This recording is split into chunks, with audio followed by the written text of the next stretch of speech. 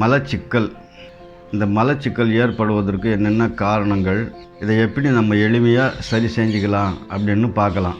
பொதுவாக காலையில் ஏந்திரிச்சிட்டு இந்த மலம் முழுமையாக கழிச்சிட்டா அந்த நாளே அவங்களுக்கு மிக அருமையாக சுகமாக இருக்குங்க. ஒரு சிலருக்கு பார்த்திங்கன்னா காலையில் ஏந்திரிச்சு பல்லு தேய்ச்சிட்டு டீ காஃபி பழக்கம் வச்சுருப்பாங்க. அவங்க டீயோ காஃபியோ சாப்பிட்டா தான் மலம் வெளியேறும். இப்படி ஒரு சில பழக்கம் இருக்கும். ஒரு சிலருக்கு தண்ணி குடிப்பாங்க. ஒரு 2 கிளாஸ் 3 கிளாஸ் காலையில் ஏந்திரிச்சு பல்லு தேய்ச்சிட்டு அவங்க பழக்கம் அப்படி வச்சுருப்பாங்க. காஃபி டீ எதுவும் இல்லாமல் வெறும் தண்ணி குடிப்பாங்க. தண்ணி குடித்தா அவங்களுக்கு மலம் வெளியேறதுக்கு வாய்ப்பு நிறைய உண்டுங்க. பொதுவாக இன்னொரு விஷயம் கவனிக்கணும். ஒரு சிலருக்கு ஒரு வாரத்துக்கு 4 முறையோ 5 முறை தான் மலம் கழிப்பாங்க. ஆனால் இதுக்கு மேலே போகிறாங்க பாருங்கள், மலமே கழிக்க மாட்டாங்க. 4 நாளைக்கு ஒரு முறை மலம் கழிப்பாங்க. அப்படிப்பட்ட நபரும் இருக்கிறாங்க. அவங்களுக்கெல்லாம் என்னென்னா உங்களுக்கு பிரச்சனை, இதுதான் மலச்சிக்கலில் வந்துடுங்க. இந்த மலச்சிக்கல் ஏன் நமக்கு ஏற்படுது அப்படின்ட்டு நம்ம பார்த்து தெரிஞ்சுக்கலாம். நிறைய மன அழுத்தம் ஏற்படும். நம்ம உணவில் பார்த்திங்கன்னா நிறைய உணவுகள் சாப்பிட்றோம். அதாவது மாவு சக்தி உள்ள பொருளுங்க அதிகமாக எடுப்பாங்க. இது ஒரு காரணமாக அமையுதுங்க. நிறைய நார் சக்தி உணவுகள் ரொம்ப குறைவாக நம்ம எடுத்து சாப்பிடுவோம். கீரை வகைகள் பார்த்திங்கன்னா நிறைய கீரை இருக்குது. ஒரு சிலர் தினசரி கீரை எடுப்பாங்க. ஒரு சிலர் மாதத்துக்கு ஒரு முறை கூட எடுப்பாங்க. ஏன்னா அவங்களுக்கு பிடிக்காமல் இருக்கலாம் காரணம். இந்த கீரை அதிகமாக நம்ம எடுத்து சாப்பிட்றது கிடையாதுங்க. இதெல்லாம் போக பார்த்திங்கன்னா அதிகமான துரித உணவுகள்னு சொன்னாவே எண்ணெய் வஸ்துக்கள் நிறையா பொரித்து சாப்பிடுவாங்க. எண்ணெயில் செஞ்ச பலகாரம் நிறையா சாப்பிடுவாங்க. இது மட்டும் இல்லாத பரோட்டா, இந்த பரோட்டா ரொம்ப டேஸ்டாக இருக்குதுன்னு சாப்பிட்டுடுவாங்க. இதெல்லாம் மலம் இறுக்கம் அதிகமாக நமக்கு கொடுக்குங்க. இன்றைக்கி பார்த்திங்கன்னா நிறைய உணவு முறைகள் மாறி இருக்குங்க. அதே நேரத்தில் தண்ணி மிக குறைவாக சாப்பிடுவாங்க. இதே ஒரு சிலருக்கு பார்த்திங்கன்னா பெண்களாக இருக்கலாம், ஆண்களாக இருக்கலாம், நிறைய ஒரு சில வியாதிங்க இருக்கும். தொடர்ந்து அவங்க மருந்துங்க நிறைய சாப்பிட்டுக்கினே இருப்பாங்க. இந்த மருந்துங்கள்லாம் வியாதி செய்கிறதுக்கு ஒரு பக்கம் இருந்தாலும் இதனுடைய தாக்கம் அதிகமாக நம்மளுக்கு மலம் இறுக்கம் செய்ய ஆரம்பிச்சிடும். இது ஒரு காரணம். இதையெல்லாம் பத்தாததுக்கு இன்னொரு விஷயம் என்ன பார்த்திங்கன்னா உடல் பயிற்சி சுத்தமாக கிடையாதுங்க. இது எல்லாம் போக இன்றைக்கெல்லாம் நிறைய வெஸ்டர்ன் டாய்லெட் இருக்குது. இதுவே என்னன்னு பார்த்திங்கன்னா வயசு இருக்கிறவங்க கீழே உட்காந்து ஈஸியாக மலம் கழிச்சிடுவாங்க. ஒரு சிலர் வயது முதிர்ந்த காரணத்தால் அவங்க நம்ம சராசரியாக நம்ம உட்காந்து போகிற மாதிரி முடியாது அவங்களால. இப்படி போகும்போது இதுலேயும் நிறைய பிரச்சனை வர்றதுக்கு வாய்ப்பு நிறைய உண்டு. இந்த மலச்சிக்கல் ஒருத்தருக்கு ஏற்பட்டால் என்னென்ன வியாதிகள் வரும் அப்படின்னு பார்த்திங்கன்னா எது வருதோ முதல்ல மூல பிரச்சனை வந்துடுங்க. இந்த மூலம் வந்தாவே போதும், ஆளை அவ்வளோ கடுப்பு பண்ணும், அஜீரண கோளாறு வச்சிடும். எதை சாப்பிட்டீங்கன்னாலும் உங்களுக்கு அது சராசரியாக ஜீரண சக்தியே ஆகாதுங்க. இப்படி நிறைய இந்த மாதிரி விஷயம். இது பத்தாது, இன்னும் பார்த்திங்கன்னா தலை கனத்து போயிடும். இந்த மலம் ஒரு நாளைக்கு 1 முறையோ 2 முறை நீங்கள் கழிக்கலைன்னா இந்த மாதிரி பிரச்சனை நிறைய கொடுக்கும். ஒரு சிலருக்கு இந்த இடத்துல பிடாரி பக்கத்தில் நிறைய வலி கொடுக்கும். ஒரு சிலருக்கு இந்த கேஸ் எல்லாம் அது நமக்கு சேர்ந்து முதுகெல்லாம் பயங்கரமாக வலி கொடுக்கும். ஒரு சிலருக்கு இந்த ஹார்ட் நெஞ்சு பகுதியெல்லாம் கனத்து போயிடும். இந்த மாதிரி எக்கச்சக்கமான பிரச்சனைங்க வர்றதுக்கு இந்த மலச்சிக்கல் காரணமாக இருக்குங்க. இவ்வளோ பிரச்சனை இல்லாமல் பார்த்திங்கன்னா இன்னொரு பிரச்சனை இருக்குது. இதுதான் ரொம்ப சீரியஸாக நம்மளுக்கு எந்த ஒரு பிரச்சனையும் கொண்டு போய் வச்சிடும். வாயு பிரச்சனை. இதை இன்றைக்கி வாயு என்ன நிறைய பேருக்கு என்னன்னு தெரியாது. அந்த காலத்தில் இருக்கிறவங்க நம்ம வயதான தாத்தா பாட்டிகளுக்கு தெரியும். வாயு பித்தம் என்ன அவங்களுக்கு ஓரளவு தெரியும். இப்போ இருக்கிறவங்களுக்கு அதெல்லாம் ஒன்றும் தெரியாது. என்னவோ ஒன்று சொல்கிறான்ப்பா அப்படின்னு தான் சொல்லுவாங்களே தவிர இதை புரிஞ்சுக்கணும். நம்ம என்ன தான் ருசியாக செஞ்சு சாப்பிட்டாலும் ஒரு குழம்பு செஞ்சு 1 நாளோ 2 நாள் வச்சு 3ஆவது நாள் சாப்பிட முடியுமா? எவ்வளோ அழுகி போய் எவ்வளோ துர்நாத்தம் வீசும். அதே மாதிரி தாங்க நம்ம குடல். எவ்வளோ நம்ம குடல் சுத்தமாக இருக்கோ தேகம் பொலிவாக சுத்தமாக இருக்கும். எப்போ நம்மளுக்கு குடல் சுத்தம் இல்லையோ பல நோய்கள் பல பிரச்சனைகள் நம்மளை தேடி வரும். நம்ம தேடி போகவே தேவையில்லை, எல்லாமே நமக்குள்ளே வந்துடும். ஏன் தெரியுமா? காற்று கெட்டு போயிடுங்க. இந்த வாயு கெட்டு போயிடுச்சுன்னா வாயு மண்டலமே உங்களுக்கு அந்த நரம்பு பகுதியில் இருக்கக்கூடிய காற்றுங்கெல்லாம் தூய்மையான காற்று வேணும். இன்றைக்கி என்ன சொல்கிறோம்? தூய்மையான காற்று, சுகாதாரமாக தண்ணி நல்லா சுத்தமாக இருக்கிற தண்ணி, உணவு சுத்தமாக இருக்கணுன்றோம். இது 3த்தையும் கெட்டு போயிடுச்சு. அதனால் இப்படியெல்லாம் இருக்கும்போது நமக்கு சராசரியாக நம்ம சாப்பிட்ற உணவே இவ்வளோ நஞ்சாக இருக்கும்போது இந்த வாயு சும்மா நமக்குள்ளே உற்பத்தி ஆயிடுச்சுன்னா ஒரு ஏப்பம் வராது, ஒரு கொட்டாவி வராது, ஒரு தும்பல் வர்றதுக்கு அவ்வளோ கடுமை. நம்ம ஏதாவது ஒரு இந்த துணிகிணி வத்தி மாதிரி பண்ணி மூக்கில் சொருகி தும்பிடுவாங்க. அந்த அளவுக்கெல்லாம் நமக்கு ரொம்ப கடுமையாக வேலை செய்யும். இந்த காற்று வந்து பிரித்து வெளியே தள்ளுறதுக்கு அவ்வளோ கடினம். இதுதான் வாயு சம்மந்தப்பட்டது அப்படின்னு சொல்கிறோம். இந்த காற்றுல வந்து அசாத்தியமாக நினச்சிடக்கூடாதுங்க. ஏன்னா உயிர் சம்மந்தப்பட்டு வரக்கூடிய காற்று தான் இதெல்லாம்.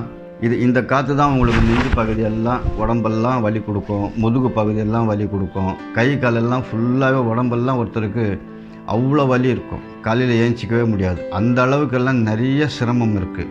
இவ்வளோ பிரச்சனை கொடுக்கக்கூடிய இந்த மலச்சிக்கலை எளிமையாக எப்படி சரி செய்யலாம் அப்படின்னு பார்க்கலாம். மன அழுத்தம் கண்டிப்பாக குறைக்கணுங்க. தொடர்ந்து இந்த வெஸ்டர்ன் டாய்லெட்டை நீங்கள் மலம் கழிச்சிக்கிட்டே வந்தீங்கன்னா கால் வந்து மடங்காதுங்க. கால் வந்து இப்படி தான் நீட்டிக்கிட்டு இருக்கும். இந்த கால் வந்து மடங்கணும். மடங்கும் போது என்ன ஆகும்னா நமக்கு பாருங்கள், இந்த கால் இப்படி இது கை, இந்த கால் மடங்குதுன்னு வச்சுக்கோங்க. இது வயிறாக இருக்குன்னு வச்சுங்களேன். இப்படி உட்காரும் போது உங்களுக்கு கரெக்டாக வயிற்றுக்கு வந்து நம்ம கால் வந்து ப்ரெஷர் கொடுக்கும், நல்ல அழுத்தம் கொடுக்கும். ஆட்டோமேட்டிக்காக உங்களுக்கு வந்து மலத்தை வந்து வெளியே தள்ளக்கூடியது ரொம்ப எளிமையான ஒரு முறை தான் இது. இதே முதியவர்கள் வந்து மலம் கழிப்பாங்க. ரொம்ப கடுமையாக இருக்கும் அவங்களதெல்லாம், சொல்ல முடியாது. அந்த அளவுக்கு வேதனைப்பட்டு போவாங்க. உங்களுக்கு ஒரு எளிய ஒரு விஷயம் சொல்கிறேன். நம்ம பெஞ்சில் உட்காந்த மாதிரியே டாய்லெட்டில் வெஸ்டர்ன் டாய்லெட்டில் இருப்பாங்க. கொஞ்சம் ஃப்ரண்ட்டில் இப்படி குனிஞ்சி இந்த வயிறை நீங்கள் வந்து ப்ரெஷர் பண்ணிங்கன்னா போதும், ஈஸியாக மலம் வெளியே போயிடுங்க. இப்படியெல்லாம் சின்ன சின்ன விஷயந்தான். நம்ம முன்னோர்கள் வந்து ஒரு பழக்க வழக்கம் வச்சுட்டு இருந்தாங்க. இதுதான் வந்து சொல்லுவாங்க, பாரம்பரியமாக இந்த பழக்கம் நம்ம செஞ்சுக்கிட்டு வர்றோம் அப்படின்ட்டு. இதெல்லாம் சுத்தமாக இன்றைக்கி காணாமல் போயிடுதுங்க. எளிய விஷயந்தான், ஒரே ஒரு விஷயம். தினசரி நீங்கள் படுக்கும்போது எல்லாம் சாப்பிட்டு கிப்ட்டு எல்லாம் முடிச்சுடுங்க. சும்மா கொஞ்சண்டு வழக்கெண்ணெய் ஒரு 5 மில்லி எடுத்து அடி வயிற்றில் ஃபுல்லாக தடவி, மேல் வயிற்றில் கூட தடவலாம், நல்லா தடவி முழுப்பி விட்டுட்டு பற்ற வேண்டியதுதான். இந்த மாதிரி செஞ்சோம்னா தொப்புள்லேருந்து ஃபுல்லாக அடி வயிற்றில் மேல் பகுதி அப்படியே நீங்கள் வந்து நல்லா இப்படி பிசைஞ்சு ஒரு 20 முறை பிசைஞ்சு விட்டிங்கன்னா இந்த வழக்கெண்ணெய் என்ன செய்யும் தெரியுமா? வயிற்சி விட்டுடும். வயிற்று பகுதியில் இந்த எண்ணெய் ஊற ஊற ஊற எப்படிப்பட்ட மலச்சிக்கலும் இருந்தாலும் சரிங்க. மிக எளிமையான ஒரு விஷயந்தான் இது. எந்த சைடு எஃபெக்ட்டும் கிடையாது. வழக்கெண்ணெய் இதெல்லாம் நம்ம இப்போ வந்து அந்த காலத்தில் வீட்டில் எப்போவுமே வழக்கெண்ணெய் இருக்கும். குடிக்கிற தண்ணி உங்களுக்கு தாகம் வரும்போதெல்லாம் நிறைய குடிங்க. தினசரி நார் சத்து உள்ள பொருளுங்க, பழம் நிறையா இருக்குது. சும்மா நீங்கள் ஒரு பழம் சாப்பிடணுன்றதெல்லாம் கிடையாதுங்க. சும்மா ஒரு பீஸு சாப்பிட்டுக்கினா வந்தீங்கன்னா இது வந்து நமக்கு ரொம்ப ஹெல்ப்பாக இருக்கும். இந்த பழ வகைகள் அப்படின்னு சொல்லும்போது பப்பாளி, ஆரஞ்சு, வாழைப்பழம், பேரிச்சம்பழம், கனி வகைகள் நிறைய இருக்குங்க. கொய்யா இதுவும் நீங்கள் எடுத்துக்கலாம். அதே மாதிரி அத்திக்காய், இந்த அத்திக்காய் செய்யக்கூடிய வேலை அந்த அளவுக்கு மிக அற்புதமாக வேலை செய்யும். ஒரு முறை செஞ்சு சாப்பிட்டு பாருங்கள். இந்த மாதிரி நார் சக்தியில் பார்த்தீங்கன்னா மாம்பழமும் நீங்கள் ஒரு பீஸ் எடுத்துக்கலாம். நிறைய நார் சக்தி உள்ள காய்கறிகள் பார்த்திங்கன்னா பீன்ஸு, அவரை, அதே போல் பார்த்திங்கன்னா வாழைத்தண்டு, இந்த மாதிரி எண்ணற்ற குண பதார்த்த வகைன்னு சொல்லுவாங்க. அந்த அடிப்படையில் பார்த்திங்கன்னா நார் சக்தி உணவுகள் நிறைய இருக்குங்க. டெய்லி நம்ம ஒரு கொஞ்சோண்டு எடுத்து சாப்பிட்டோம்னா போதும்.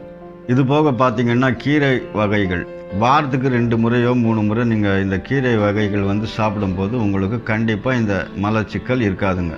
சிறு தானிய வகைகள் நிறைய இருக்குது. அதையும் நம்ம தினசரி வாரத்துக்கு 2 முறையோ 3 முறை மாற்றி செய்யணும். சிறு தானிய வகைகள் அப்படி மாற்றி செய்யும் போது உங்களுக்கு கண்டிப்பாக மலச்சிக்கல் முழுமையாக விடுதலை பெற்றலாம். தானிய வகைகள் அப்படின்னு பார்த்தீங்கன்னா கொண்டக்கடலை, பச்சை பயிறு, அதே மாதிரி இந்த பைத்தியம் பருப்பு அப்படின்னு சொல்லுவாங்க. இது ஊற வச்சு நம்ம சாப்பிட்டா ரொம்ப டேஸ்ட்டாக இருக்கும். இதையும் வந்து நமக்கு எளிமையாக மலச்சிக்கலை சரி செய்யுங்க. இது போக பார்த்திங்கன்னா சாமை, வரகு, கேழ்வரகு இதெல்லாம் வந்து மிக்ஸ் பண்ணியும் சாப்பிடுவாங்க ஒரு சிலர் தனியாக ஊற வச்சு சுண்டல் பண்ணி சாப்பிட்றதும் ஒரு பழக்கம் உண்டு. தினசரி ஒரு 30 நிமிஷம் ஒரு அரை மணி நேரம் நடைப்பயிற்சி செய்து உங்களுக்கு உடலுக்கு மிக சௌகரியமாக இருக்கும். இது போக இவ்வளோ மலச்சிக்கல் எவ்வளவோ பண்ணிட்டீங்க, எனக்கு சரி ஆகலை, என்ன பண்ணுறது? இப்போ தான் மருந்து செய்யணும். மருந்து தேடுவாங்க எல்லாருமே. எளிமையான ஒரு மருந்துங்க இது வந்து பச்சை இலை மூலிகை. இந்த மூலிகை வந்து எந்த பக்க விளைவும் கிடையாதுங்க. அந்த அளவுக்கு மிக அற்புதமாக உங்களுக்கு மலத்துலேருந்து முழுமையாக உங்களுக்கு விடுதலை பண்ணிடும். இதுக்கு பேர் வந்து பார்த்திங்கன்னா நிலாவரை அப்படின்னு சொல்லணும். நாட்டு மருந்து கடையில் போய் கேட்டிங்கன்னா நிலாவரை பவுடர் கொடுன்னா ஒரு பாக்கெட் கொடுப்பாங்க. அது எடுத்துன்னு வந்து நமக்கு உடம்புக்கு ஏற்ற மாதிரி 1/4 ஸ்பூன், அதாவது 2 சிட்டிக்கை 3 சிட்டிக்கை இந்த மாதிரி தொடர்ந்து போகும். 4 சிட்டிக்கை வரைக்கும் வெந்நீரில் போட்டு நீங்கள் சாப்பிட்டீங்கன்னா நைட்டு எல்லாம் சாப்பிட்டு ஆன பிறகு ஒரு அரை மணி நேரமோ 10 நிமிஷம் கழிச்சு நல்ல ஒரு டம்ளரில் பெரிய கிளாஸ் தண்ணி ஒன்று எடுத்துங்க. நல்லா வெதப்பாக இருக்கணும். ஆறி போன தண்ணி வேலை செய்யாதுங்க. வெதப்பாக நம்ம டீ காஃபி சாப்பிட்றோம் இல்லையா, அந்த மாதிரி அந்த அளவுக்கு இருக்கணும். ஒரு 1/4 டீஸ்பூன் அல்லது அரை டீஸ்பூன் இது போட்டு சாப்பிட்டிங்கன்னா மலம் அவ்வளோ எளிமையாக உங்களுக்கு வெளியேறிடும். அதே நேரத்தில் மூல நோய் வராமல் பார்த்துக்கலாம். இது போக பார்த்தீங்கன்னா உங்களுக்கு மலக்கடுப்பு வராது, மலை எரிச்சல் வராது. அவ்வளோ ஃப்ரீனஸ் கொடுக்கக்கூடியது இந்த நிலாவரை சூரணம். இன்னொரு விஷயமும் சொல்கிறேன். தினசரி திருப்பலா ஒரே ஒரு சிட்டிக்கை இந்த மாதிரி கையில் எடுங்க. வெந்நீரில் ஒரு 100 மில்லி தண்ணி எடுத்துங்க. போட்டு நல்லா கலக்கிட்டு வெதப்பாக சாப்பிடுங்க. இது சாப்பிடும்போது உங்களுக்கு கண்டிப்பாக மலச்சிக்கல் மட்டும் சரி ஆகுறதில்ல, நிறைய விஷயம் இருக்குது. ரத்த சுத்திகரிப்பு ஆகும். மெயினாக பார்த்தீங்கன்னா உடல் புத்துணர்ச்சியாக இருக்கும். அந்த அளவுக்கு நமக்கு இந்த திருப்பலாச்சூர்ணம் நன்மை செய்யக்கூடியது. இந்த வழிமுறைகள் பின்பற்றினாலே போதும், மலச்சிக்கல் கம்ப்ளீட்டாக வராதுங்க. நலமாக இருக்கலாம். குடல் எப்படி சுத்தம் பண்ணுறது அப்படின்ட்டு ஒரு பதிவே போட்டிருக்கோம். இந்த வீடியோவும் பாருங்கள். மேலும் இது போன்ற பயனுள்ள மருத்துவ குறிப்புகளுக்கு இந்த சேனலை சப்ஸ்கிரைப் செய்யவும், அருகிலுக்கும் பெல் பட்டனை கிளிக் செய்து ஆலில் செட் செய்யவும்.